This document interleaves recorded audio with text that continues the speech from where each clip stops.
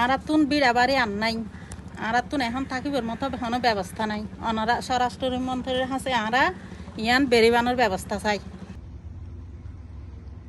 কক্সবাজার চকরিয়া উপজেলার ৮ নম্বর ওয়ার্ডের কুচপাড়া এলাকার মাতামুহুরী নদীর তীব্র স্রোতে শুরু হয়ে ভয়াবহ নদী ভাঙ্গন। এতে অন্তত ১০ হইতে ১৫ পরিবার চরম আতঙ্কের মধ্যে দিন হাঁটার। ইতিমধ্যে কয়েকখান ঘরবাড়ির অংশ নদীগর্ভে বিলীন হয়ে গিয়ে টানা বর্ষণ ও নদীর পানির উচ্চতা বৃদ্ধির কারণে পরিস্থিতির আরো অবনতি হইবার আশঙ্কা করে স্থানীয় কল। এরকমই একজন ভুক্তভোগী আব্দুর রহিম জানাই,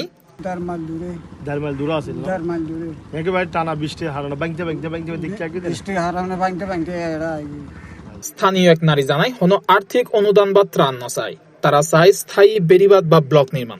আজ যে ৩ বছর ধরে আরারে বলক দিব করি বাড়ার আর তুন বিড়াবাড়ি আন নাই আর তুন এখন থাকিবার মতো কোনো ব্যবস্থা নাই অনারা স্বরাষ্ট্রমন্ত্রীর কাছে আরা ইয়ান বেরিবানোর ব্যবস্থা চাই। অনারা তো যেহনো উপায় আরারে ইয়ান ব্যবস্থা করে দিয়া পড়বে আরা হনো সাহায্য সহযোগিতা না চাই, শুধু বেরিবানোর ব্যবস্থা গান চাই। এ বিষয়ে চকরিয়া উপজেলা নির্বাহী কর্মকর্তা শাহিন দেলওয়াজ জানাই, বন্যা শুরুতে আমি নিজে গেছি, ওনার সাথে কথা বলছি, ওনাদেরকে ঘর থেকে বের করে নিয়ে আসি। সিপিপি ছিল, বিএনপি নেতৃবৃন্দ ছিল, সিলিন ছিল, সবাই ছিল। এখন কেউ আসে না এটা তো।